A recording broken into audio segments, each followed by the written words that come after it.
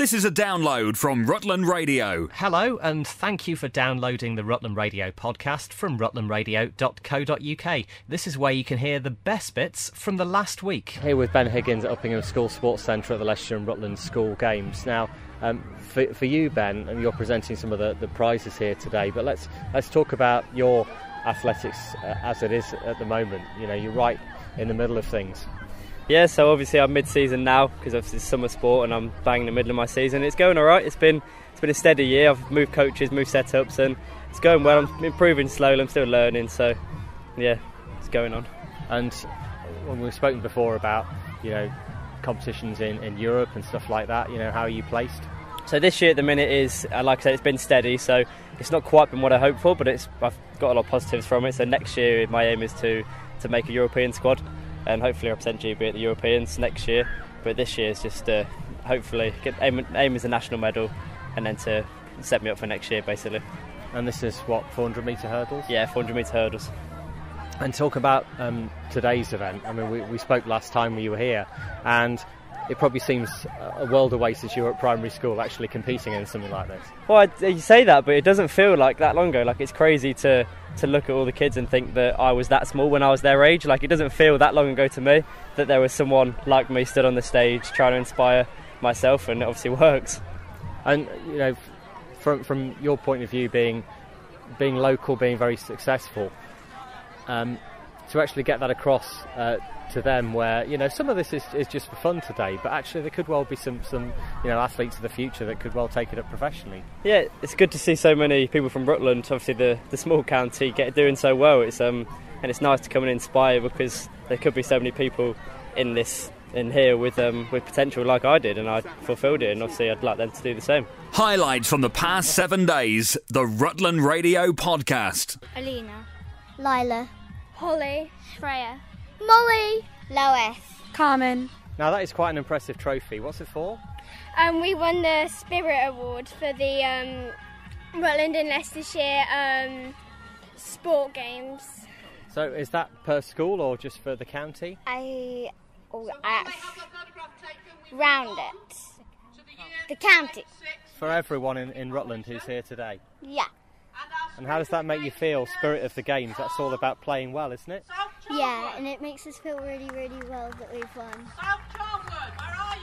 Fabulous stuff, well done. So what sort of sports have you been doing today? Throwing, spiderweb and running. Excellent stuff. Is it good to be doing this on a nice sunny day? Yeah. Yeah. Rutland Radio. Finley, Noah, Broder, Nathan, Reese, Silas and Bertie. And here you are with your silver medals. You have medalled today for Rutland. How does that make you feel? Good. How did you win? What sort of sport were you doing? All sorts of sports. Sports abilities. What sort of things did that entail? Like little mini games. We were doing like throwing or like bowling. And what about competing with everyone else here today? I mean, there's 60 schools. How brilliant is that? Good. I felt over the moon when we heard that we had won our silver medals. We all deserve it. Is this the first time you've ever won a silver medal? Yeah. Yes. My first time was canoeing. Oh, right, okay. How does this compare to canoeing? Good. Better. Like, I don't know, a dream come true or something like that. Highlights from the past 7 days, the Rutland Radio podcast. Miranda Jones, Chair of Uppingham in Bloom. And 35 years of Uppingham in Bloom being marked this year. I mean, that is a great track record in itself, isn't it?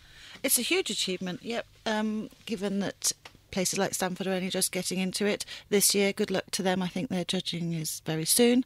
But yes, 35 years, and that's a lot of people pulling a lot of weeds and planting a lot of flowers over the years. And sadly, Mary Lloyd, who was one of the founders, she passed away this year. And so we're dedicating our new tree trail, which we created this year, to her. So the Mary Lloyd Tree Trail will be launched this month. And that's really exciting because we put brass rubbing posts in. I remember doing brass rubbings as a kid, didn't know they still do them, but they do. So kids can go and learn about trees in the Arboretum in Uppingham, nice safe environment. So that's a really lovely legacy, I think, for her. So tell us about the tree trail in itself. I mean, you're the only town that I know that has that in addition to In Bloom. Is that a separate project, effectively? Yes, sort of. Well, it's sort of necessity being the mother of invention. We really wanted a community orchard, but we couldn't find any land.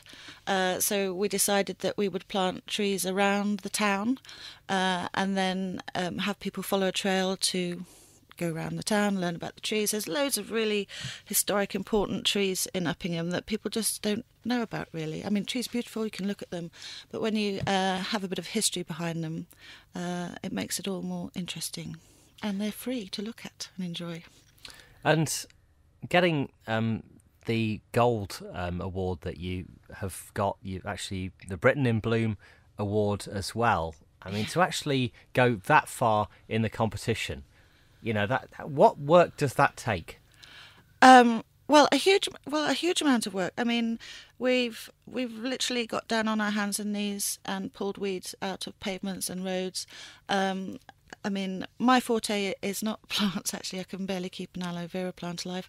But I'm very good at painting bins, it would seem, and weeding. And this is not soil under my nails, it's hammerite from painting bins yesterday. So, yes, no, everybody brings something different to the table, but we all work together, and that's the main thing. We're a good team. And it is all about involving the community as well. I know you get a huge amount of support from the traders and from Uppingham School. Oh, Uppingham School are just fantastic to us. They've helped us so much. They help with the planting. They help with everything, really. And we're very, very grateful to them. But also the wider community. The Town Council obviously gives us a grant every year. But the wider community, the businesses in Uppingham are just wonderful. And the towns now all being in the competition, there may be some friendly rivalry, but it doesn't quite work like that, does it, in terms of each of the towns can win the maximum number of points. Everyone can win gold in their respective categories. Yes, they can. However, to qualify for the Nationals, you have to win your category, which we did 2 years ago, which is why we were in the Nationals last year.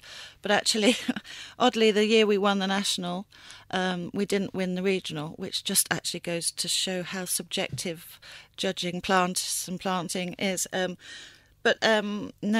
to be honest, I'm very competitive, so I do want to win the the category this year and get into the national finals next year and win that outright. So that's the aim.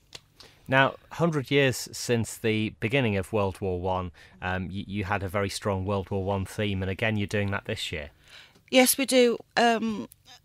It's a very important year, this one, not just for World War One, which we have honoured throughout the 2014 to 2018 with our planting, but also for the anniversary of the Representation of the People's Acts, where women first got the right to vote, which was just a phenomenal thing. It changed the rights and responsibilities of women forever. And what we've done this year, we've asked the High Street to have hanging baskets in the colours of the suffragettes, and some are doing window displays, and it's really encouraging. I mean, our High Street is mainly dominated by female entrepreneurs, so it's really lovely they've got behind us on this theme. And it's very independent, isn't it? There isn't a town quite like it. Like Uppingham? Yeah. Definitely not. It's very independent, and we do want to keep it that way. And if you haven't been to Uppingham recently, come and have a look. We've got some amazing shops, wonderful antique shops, galleries, and a tree trail or two to wander around. Coffee shops. It's a great place, and people are lovely. And as well as being chair of Uppingham in Bloom, you've just become mayor as well. So, yeah. You know, wearing another hat. I mean, how do you feel now you've kind of settled into the role? I'm not sure I have settled into the role. It's still rather new. It's exciting. It's an important year for the council. We've got local elections coming next year. Also, with all the development going on in Uppingham, that will give us a lot more money. So how we manage that money, how we spend it on Uppingham is really important. That's why we're working on a strategic plan at the moment. And also, we just want people... It'd be really nice if people came and learned a bit more about the council, what we do, how we can shape the future of the town, its development, its economic prosperity. Anyone interested in becoming councillor, come to the town hall, talk to us, ring me, whatever. And I know you wanted more younger people to actually get involved in local politics. I know that was one of your things when you were talking to me, because, in an area where we do have more, I suppose, more retired people do tend to get involved because they've got the time. Absolutely, yeah. And they do a very good job. However, if you have any kind of organisation that is very heavily dominated by one age group, it's not necessarily representative of the town. And we definitely could do with some younger people. I mean, by younger, I mean my age. I only feel young when I go to council meetings. It's one of the benefits. And just getting back to Uppingham in Bloom, the judges are with us in a week in Uppingham. Yep. What actually happens over the next 7 days? What really is at the forefront of your mind? I literally have a spreadsheet of where the weeds are, what bins need repainting, and there's a portfolio to work on, a presentation to work on, catering to work on, and a fair bit of last-minute panic, I think. But it'll come all right on the day. I think actually Uppingham is looking amazing at the moment. Really, really good. Rutland Radio. So, Anne, judging day today, big day for Stamford in Bloom. Yes, it's like taking an exam, it's all too late. You've done your revision. There's nothing else you can do. It's just enjoy it. And the town's looking fantastic. And everybody's come up trumps. People have, been on their hands in these cleaning bits. Others are surprised that we are being judged. We caught somebody cutting her hedge ready. She'd got the day wrong, and that's good fun. What does it matter? The judge talked to her about everything, and he's met a lot of people on the way round, and I'm absolutely thrilled with how everybody's come up trumps to do their bit. And the chairs have appeared, decorated chairs are in odd places where you didn't expect them, so that's really nice. Shop windows are looking lovely, so no, couldn't be more pleased really, so it's going all right. Have you got a highlight? Have you got a favourite part? No, I haven't, because it's a bit hard to ask me because I'm so minutiae. I'm looking at little details, but I do love the lavenders in Bath Row. I just do. I think that's they've come on well. We didn't lose any. They're the right size, and they'll be out flowering this week. So that's lovely. No, I do like that. But a bit more rain would help us enormously. Rutland Radio. Yeah, it's Monty Andrew. I live at Holmes Farm, Aldgate, Ketton. So you had some cats dumped at your farm. They were wrapped in a plastic box, 7 of them, tied in a Liverpool duvet cover. And we didn't discover them until midday, and they'd had all the terrific heat on them. This was a week last Sunday. And when we found them, they were in a terrible state. We have spent a week getting them recovered and looking after them and getting them cleaned up. And now they're back to what I'd call a 90% good health. But we're struggling to find something to do with them because we just can't cope with 7. If the guy who dumped them, his conscience might prick him, he might come and see us and see what we can do with them. Or if anybody wanted a cat. They're beautiful little black and white cats. They're not they're just gone beyond the kitten stage. They're quite handleable. My 3-year-old grandson George, he can stroke them, and we can hand feed them. And they're very, very friendly. So what on earth the person was seeing in dumping them for, I don't really know. Any help would be a bonus. The weekly Rutland Radio podcast. I'm here with Tim McCrill at Ketton Cement, or Hanson Cement in Ketton, and you've got a lovely display here of all the wildlife that you can find in the quarry. I didn't even know this quarry was behind the cement works, let alone the wildlife there. Yeah, it's a huge area, and actually it's really important for wildlife. I first got involved last year with my colleague Lloyd Park from Rutland Water, and we came here because we were looking at sites to put artificial osprey nests up, and we put an osprey nest up, and that's now had interest from a couple of birds, and it's looking like they could get a pair breed maybe even next year. But we were amazed at the diversity of wildlife around the site. So there's little ringed plovers, there's shell ducks that breed. This year, for the first time, we've built an artificial sand martin bank. So this site, Hanson have a really great approach to biodiversity, and it's created a site that, although it's an industrial working site, it's also good for wildlife. And you've also, forgive me for forgetting the name, it's the osprey. The foundation, the new foundation. Yeah, the Osprey Leadership Foundation. I was going to say life for his leadership, yeah. So how's that all going? That's all going really well. So we had our launch at Rutland Water a couple of weeks ago, and we're kind of now developing the organisation and starting up different projects, and that's all to do with the Ospreys migration. So we're working locally in the UK, but also doing some projects on the wintering grounds. And one of the things that's really important is kind of getting the message across that to conserve many of our migratory birds like the ospreys and like the sand martins that we now have nesting at Ketton, you have to think about the whole kind of migration flyway. So we can do all the work that we do at places like Ketton, but also you have to think about what's going on in Africa. And also give young people, the real key gist of it is to give young people who are interested in wildlife the chance to develop that interest and hopefully begin a career. And that's young people in both the UK and Gambia at the other end. So, yeah, it's so far so good. Highlights from the past 7 days, the Rutland Radio Podcast. Diane Moore, East Midlands and Bloom Judge. Jeff Bates, East Midlands and Bloom Judge. Now, Jeff, we've seen you here many times over the years. Yeah. You've both been in Bourne, though, today as well. Yep. This is normal to do maybe 2 in a day if you can? It is, if the categories are small enough to allow us to do it. In medium towns we can just about do that, so it makes a long day, but it's great fun. And both towns actually could effectively win the competition. It's about points, isn't it? It is about points, but it's also about community involvement, horticultural achievement and environmental responsibility. So there's those 3 categories that are very important too to meet the criteria for those massive points. And you can't obviously tell us very much so far, but both towns obviously have an in bloom history. They do, yeah. You've got a longer one, going back 21 years, but Bourne have been going a fair while now. And I think what we're always looking for, wherever we go, we're looking for the fact that what they do benefits them, regardless of the outcome. In the sense, there can only be one winner, but everybody benefits if they're in bloom, and that's what we want to see. Now, surely the weather that everyone needs is a nice bit of rain just before the judges come. No one's been that lucky this week, have they?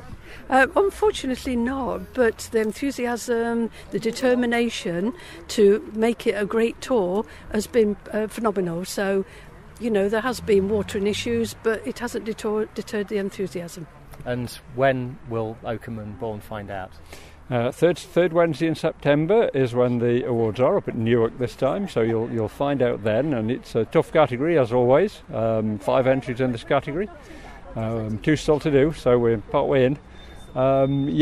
You've got to wait till then. You can't squeeze any more out of us in terms of information, except for a very good WI cake that might actually extract a clue. But...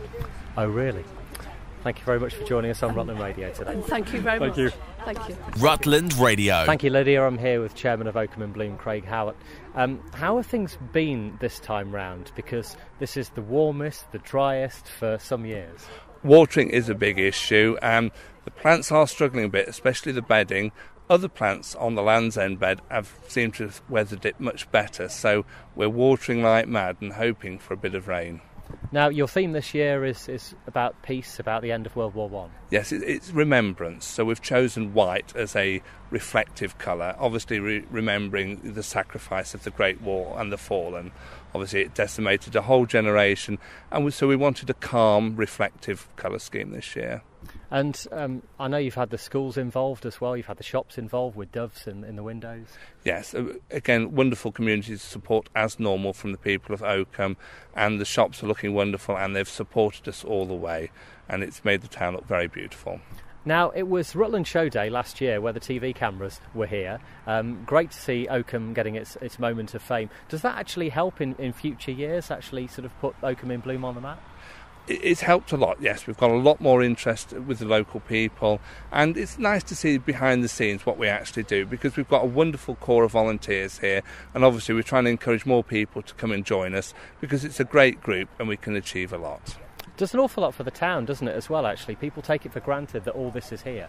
Yes, I mean, again, we're hoping for the residents, but also local businesses attract people in and give people a nice environment to enjoy. So we have great support from our local businesses, and we hope to give something back and also to make it a pleasant experience. You're obviously going for gold. How close do you think? If we'd had a bit more rain, very positive. I'm just hoping that the judges will see that the flowers are struggling a little bit in this heat. So we'll see how we go, but people have worked very, very hard. So you just hope we're going to get gold this year. Highlights from the past 7 days, the Rutland Radio Podcast. Brian Knowles from Stamford. Well, I lived at Apethorpe at the time, and the garden fete was being held in the Apethorpe Hall, which is now called a palace, on the Saturday. And I was fine. I had a job to get home, though. I've collapsed.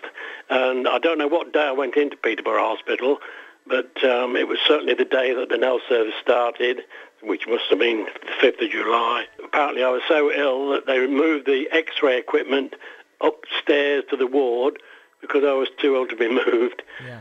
And the chappie in the bed next to me, when I came round, told me that they were putting electric cables through his window to the X-ray machine. So how old were you at the time? 12. And the NHS literally did save your life on the first day that it was founded? They did indeed, yes. So yep. What did they do? What was wrong with you? Pneumonia. Right. They were testing me for all sorts of things, meningitis.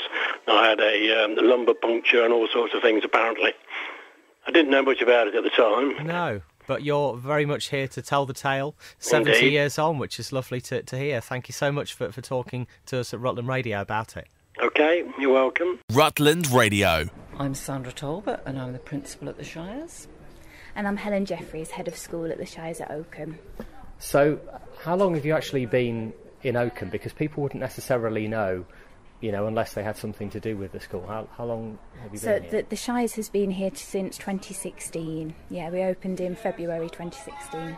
And you've obviously got the building at Stretton as well. So does this have a different use, a different requirement? No, actually it was the success really of the site at Stretton that prompted Oakham to open, because it was just such a wonderful setting, and the fact that it was a small school and residential home worked so well that rather than grow that site, we actually opened another site in Oakham. And what children and students come here? What are their backgrounds typically? We're specifically for students on the autism spectrum. Are they day pupils? Do they board here? We have one day student here at Oakham, and we have space for 7 residential students. Now this building obviously has some history as well. Originally it used to be a rectory. It was subsequently taken over by another education provider and was used as a residential children's home, and then we took it over when we wanted to expand our provision within the Shires group.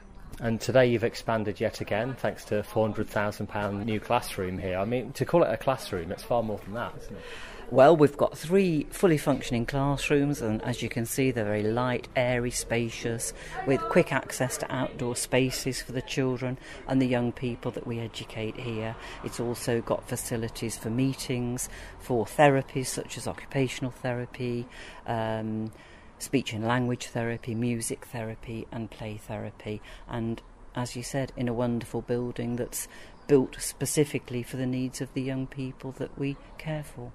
And it does have a real air of calm as well, which I guess does help, when you're dealing with students who do have additional needs. Yes, certainly. And, we've really well thought out, in terms of the site in that way. And that's why really our new building works so well. We've got access to our lovely garden area, and that's helping the students become way more independent with their sensory regulation. So if there are times when they maybe find the classroom environment more difficult, they can be more independent in letting us know that they need some space and taking that opportunity to get outside. We have all sorts kind of out there set up, like a trampoline, swing facilities, and that really helps with our students' sensory regulation. And is it basically in that way a sort of outlet for maybe their, for want of a better expression, frustrations? It can be, but also our students may have different sensory needs as well. Some of them might seek that kind of sensory input throughout the day and need that to either kind of, like you say, vent their frustration, but also maybe to heighten them at times. So that's always accessible here. Have you anything else to add about today? I mean, it clearly means, that does it mean that you're taking more students on, or are able to, now that you've got more space? We are now in a position to expand our numbers, and we welcome any inquiries, whether it be from local authority, commissioning personnel, or parents and carers who are looking for a safe and caring environment for their young person that has a diagnosis of autistic spectrum disorder. It's a fantastic facility, and we welcome inquiries from anyone who would like to come and have a look around. And what age do you target? We're from 11 to 19. Rutland Radio's best bits on the podcast. I'm Julie Rowland. I've just been elected the president of the Rutland Lions Club. It's a small club in Rutland. We have currently 30 members. And you're the first lady to actually take the job. Yes, this is a great honour, and I'm very chuffed that more and more ladies are at the helm of organisations such as Lions. And on that note, I can add that we in Rutland have also a first lady Lord Lieutenant to the Queen, Dr. Sarah Furness. And you got involved with the Lions. You formed a subgroup, didn't you, a kind of social group, as a kind of taster. Yes, I thought it might be a good idea just to have informal get-togethers with public. So I set up a group called the Lions Matters. And the first meeting was good. The second meeting was even better. And we had like 3 new members. And it was just sort of bouncing ideas off each other and what the public think of Lions and what we think of the public and how we can get together and get more members. So, events the Lions does each year. Lions is involved in the Rutland Show, yeah. Fireworks, November the 5th, yeah. Also the Santa Sleigh, yes. And almost any time there's a barbecue in Rutland, a public barbecue, the Lions are there. That's right. We love our barbecues. We've got the best burgers in town, let's say. There's a lot of work involved, but there's 2 things really. We fundraise and we have a lot of fun together. The recent 3 barbecues we had in Cuts Close wasn't so well attended, so we're looking also to be part of, for instance, bigger events in Oakham, but also in Uppingham. We need to spread our wings a little bit. And the Lions gives back. That's what it's about at the end of the day. It's about supporting good causes, individuals, other groups. Yes, we focus really on local causes, so causes in Rutland, although we are heavily involved with the eye appeal in India, to which Alan Gray is very instrumental in supporting them. But mostly local causes, like for disabled people. We do community service, the Christmas parcels, although that's going to change, I think. So the community service group within our club deals with requests from the public if there are needy people, either individuals or organisations. So I guess with you at the helm, it's about looking at what has happened before. Like, every new president who comes in looks at the successful things, the things that worked, and maybe trying something new as you go.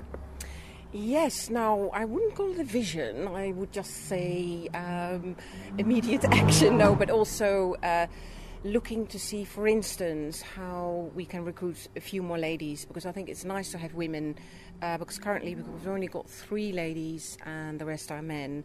So that's one of my bee in my bonnets, let's say, and to also create an atmosphere so that younger people would be more attracted to the Lions. So it's not just an old gentleman's dining club.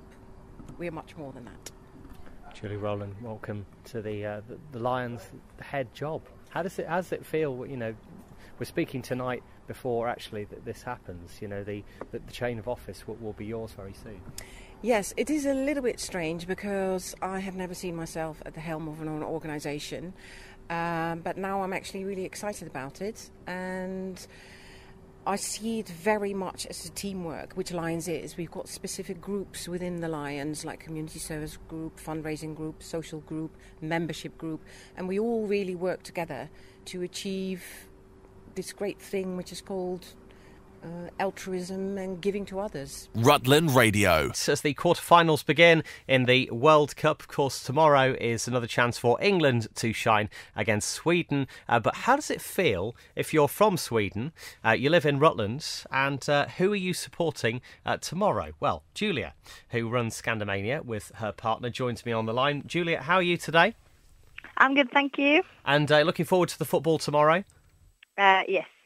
Now, what is it like for someone living in Rutland from Sweden? You know, will you be supporting your home nation? Will you be supporting England? And is football actually really big back in Sweden? Yeah, well, I will be supporting Sweden, of course. I have to, and yes, football is very big there.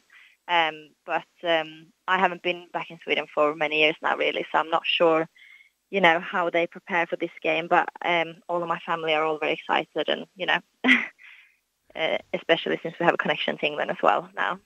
Yeah, indeed. Football, Sweden, you know, very, very big over there. But over here, obviously, we are being swept up by it. We think so far that England might have a better chance than Sweden. Have you actually seen any of the action so far? Yes, well, I have watched it. I've watched like the England and Sweden games, but no other games really. But I definitely thought England would have a bigger chance. But then I talked to my dad, who's a proper football fan, and he said that he definitely thinks Sweden's going to win. So I don't know. You never know. Indeed. Well, thanks for joining us on Rutland Radio. How are you enjoying life in Rutland? How long since you've been in Sweden then? How long since you've lived in Sweden? I've got 2 small children, so we do go back quite a fair bit. But I've lived in England for 4 years now. So. And you're enjoying life in Rutland? Yeah, I love it. Really nice. Julia, thank you very much for being on Rutland Radio today, giving us, an eagle-eye view of what it's like over there. So, I guess, there'll be as many fans actually over there as there are over here cheering on their teams. And who knows?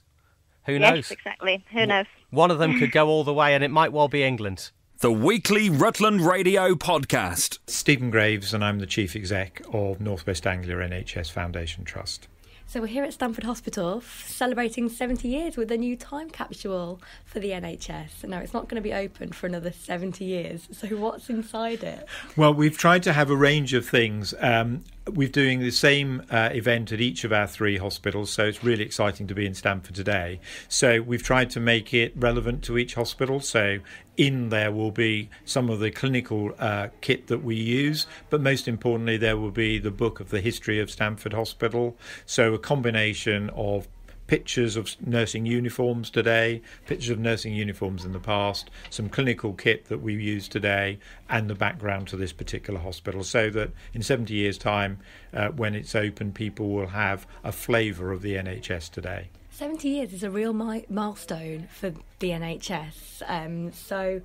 Well, first of all, why do you love the NHS? What's so special about it for you? So for me, like all of us, I've enormously benefited as a human being, both myself and my family, from the NHS. So that's, to me, incredibly important. But probably the most important thing is the values of the NHS and the staff's commitment to the public, to the patients' families, and that ongoing values culture that the NHS has. It's free at the point of delivery for all of us, come rain or shine. So for me, that was the driver for joining, and the fantastic group of people who work so hard every day to provide services to us, the patients. So in the news, we've heard a lot about the NHS struggling, whether it's patient waiting times or staff or just being able to help people. How do you think the NHS is going to move forward in the next couple of years to try and revive it, I suppose? Yeah, so it's been a very tough winter. I think it would be without doubt. Everybody knows what a tough winter it's been. And it's a great opportunity to say a huge thank you to all the staff for coping with that and moving on to things a lot better today. So it's been a really important last week. So the government's announced a major funding increase for the NHS. Of course, we would all like even more, but this is a really notable increase in funding. So it's very important that we spend that wisely to improve services and reduce the waiting times for us, the public. But equally, other announcements have been made this week, which is we need to look and keep looking about those procedures, those practices we have, which really don't add value to us as patients. So the government is consulting on our behalf around some services that perhaps we should have less of and really be targeted, because we've got to get value for money out of the taxpayer pound. And finally today, I think probably in many ways as important as any other announcement, which is the drive around recruitment. The services we provide are provided by staff, clinical and non-clinical staff. And what we've seen over the last few years is a shortage in particular, but not only, of doctors and nurses, and hence we're all having to recruit abroad. So actually growing our own and a re-emphasisation on recruitment and retention of staff is absolutely vital, because it's our staff that provide the services to us, the public and patients. So hopefully in 70 years' time the NHS is still going to be going and they're going to be opening this capsule wall. Yeah, I hope so. I guess people wouldn't have imagined it might be here today 70 years ago, and some people don't imagine it will be here quite in the same way in 70 years' time. But let's very much hope it will be, and it'll be a great moment in 70 years' time to open the capsule. We were only reflecting today what marvellous it would have been if there'd have been a capsule 70 years ago that we could have been opening today. So I think it's a great moment. Highlights from the past 7 days, the Rutland Radio Podcast. Susan Mansell, and I'm Deputy Sister on the Greenwood Day Treatment Unit at Stamford Hospital. So I'm here at Stamford Hospital with Susan Mansell, who has been in the NHS for quite a long time. Are you the longest serving staff member here? I am. I'm the longest serving staff member within Stamford Hospital, and I've been in the NHS since 1984 when I started my training. Trained at Peterborough, qualified in 1987, and came straight to Stamford to work, and have been here ever since. So you must have seen a lot in your time here. I've seen a lot of changes over the years. The ward I originally worked on doesn't exist anymore. The unit I now work on used to be the maternity unit and is now the day treatment unit. We've had a lot of wards closed, but we've also had areas that have opened. The work we do has changed drastically. We've gone a lot more to day surgery type work, day treatment work, rather than the bigger surgery that we used to do. But obviously the NHS generally is changing as well, so we've had to change with it. And of course you've been there on the front line seeing the change, and it's been in the news a lot how the NHS is supposedly struggling trying to keep up with the change in life. So do you know how it could turn around and how the NHS could keep going? I think the NHS is going to have to change the way it works very much, in that it was originally set up. They didn't know then that we were going to be able to achieve all the things that we now do. People are surviving a lot longer than they ever did. Babies are surviving when they're much younger. So we've actually, in a way, have become a victim of our own success. But that's a good thing. But it means that the way the NHS is going to be funded and the way it's going to work in the future is going to have to change. They're just going to have to look at how they're going to do that. But on a happier note, it's reached 70 years and you're celebrating at the hospital today with the time capsule. So do you know what's inside the capsule? I do. I've had some input into what's gone in the time capsule. We've basically put in there things that are all to do with things that are happening at the moment at Stamford. So it's things that are relevant to us today, so that hopefully when they open it again in another 70 years, they'll be able to see how things were now and then how they've changed in 70 years' time. So we've put in there some different sutures, some of the gloves that we use. We've even actually put in some of the hats that we wear when we're doing procedures and things, because we thought that would be quite funny for people to see. The plaster room have put a cast in there. Outpatients have put some things in that they do. Phlebotomy have put in some different blood bottles and syringes and things. So there's all sorts of things in there that are very relevant and pertinent to today's NHS. And I think in 70 years' time it's going to be very different, and they're all going to seem very antiquated. It's going to be amazing for them to open it in 70 years and really just see what we had to not struggle with, but what we had to use now. And I bet their technology will be so much more advanced in 70 years. So why did you want to go into the NHS? I'm a slightly strange person in that I didn't want to be a nurse. That wasn't what I was going to do. And my parents kept saying I could do something better than I was doing, which was working in a factory. So I went into nursing just a couple of years later than most people. I was 20 when I applied, and got into nursing and spent 6 weeks working in the classroom, learning the basics, and hated it and thought, what am I doing here? And I got on the wards, and within 2 weeks of working on the first ward that I was on, I fell in love with it. And I can remember being eternally grateful to my parents when I qualified for the fact that they had nagged me and had hassled me and had pushed me to go into nursing, because I'd never have done it without them, and it's the best thing I ever did. And you're going to continue? Very much so, yes. Yes, I've got a few more years yet to go, hopefully. Not too many. Rutland Radio. I'm Claire Haynes and I'm the ward manager. So Claire, why is the NHS so special to you? I'm just proud to be part of such a large, caring organisation that just keeps giving and giving, and that's pretty much it, really. And why did you want to be a nurse? I just love caring. I love caring for people, and what I get back from patients, relatives, and the staff that we've got here. They're just a fantastic family, and I just love the job, and I love going away from here knowing that I've made a real positive impact on a patient. How long have you been here? Coming up to 10 years now. And have you always been here? Have you been in different parts of the country for your career? I've worked all over. I've worked in Wales, Northern Ireland, Germany and in Cambridge. So, yeah, this is the last place I've come to. Rutland Radio's best bits on the podcast. I'm Andrew Boyton. I am an In Bloom judge for East Midlands In Bloom. I'm actually head gardener at Springfields in Spalding. It's a lovely day to be judging In Bloom around Stamford today because it's warm. Glorious and the sun's making all the flowers look gorgeous.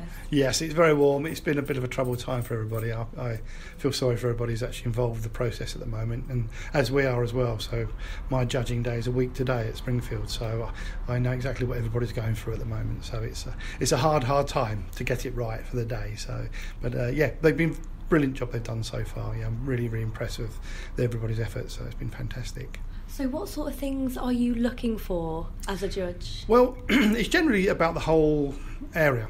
There's the flower input, obviously, that's the main thing. There's the community input.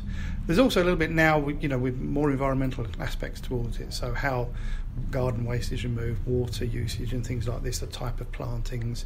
That's a big part of it now. So it's not all about shock colour.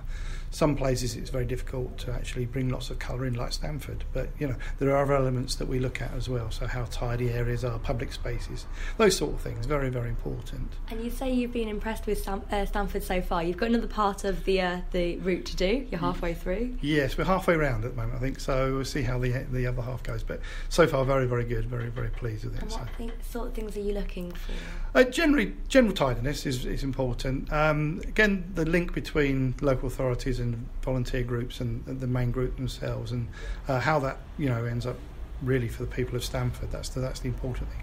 And just generally how the way their year goes, because it's not just one day, it's a whole year effort for it. So there's a lot of work involved. Rutland Radio.